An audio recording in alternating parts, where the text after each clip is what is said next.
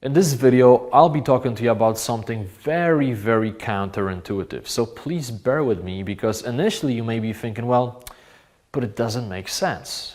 But I can guarantee you that when you watch the entire video, when you really think about the example I'm about to give you in the context of your own life, you will realize that this strategy, I would say this mindset, is very powerful. So I would like to talk to you about vulnerability, making yourself vulnerable in front of other people. Now, we have that misconception that confident people are confident all the time. They have that mask and nothing can phase them out. You're walking through the world and it doesn't matter what happens to you. You never show your emotions. You're always that tough person. But is it really the case? Now think about people around you, right? I'm sure that you have some confident people in your circle who are always confident, who never share their fears, their weaknesses. They always seem to have everything together. Now, do you trust a person like that? If you have a problem or you have a fear, would you feel comfortable talking openly to that person? Probably not. Now, why is that? Well, because you don't feel comfortable in that situation. You don't feel comfortable because you feel like they may not give you their approval. After all, they don't have any problems, right? They are always confident. They are not afraid of anything and they always feel comfortable. Now think about people who open themselves up. Think about those individuals who are not afraid to share their real feelings, their real emotions. Now, would you open yourself up to that person? Probably yes. Now again, why is that? Well, because they create that safe environment for you.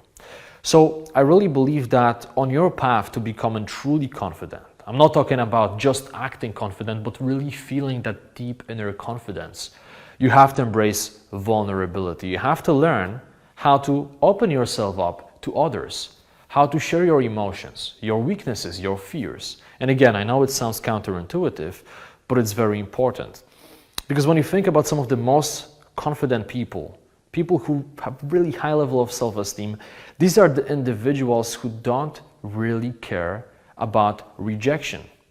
They don't care whether other people will give them their approval or validation. They walk through the life and they are perfectly willing to share who they are, show their true colors because they know that the opinions of other people will not impact their well-being, right? So let me share with you a quick story.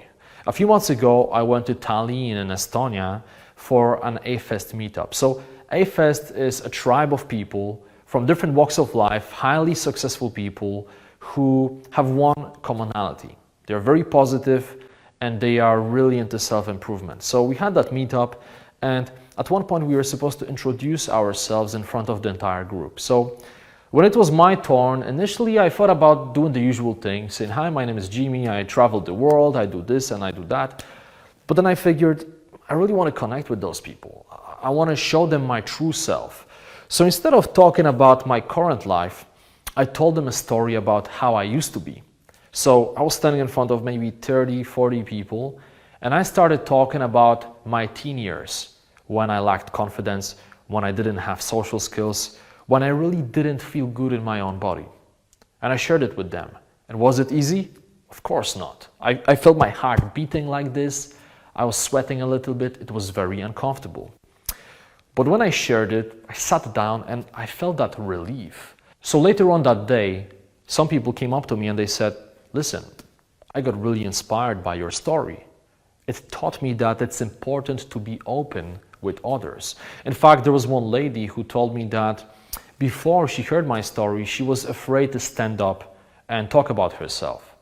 But when she saw that I was so willing to be vulnerable, to open myself up, to talk about things that make me a little bit uncomfortable, she got that courage because she realized that, hey, maybe we have successful people in this room, but it doesn't matter.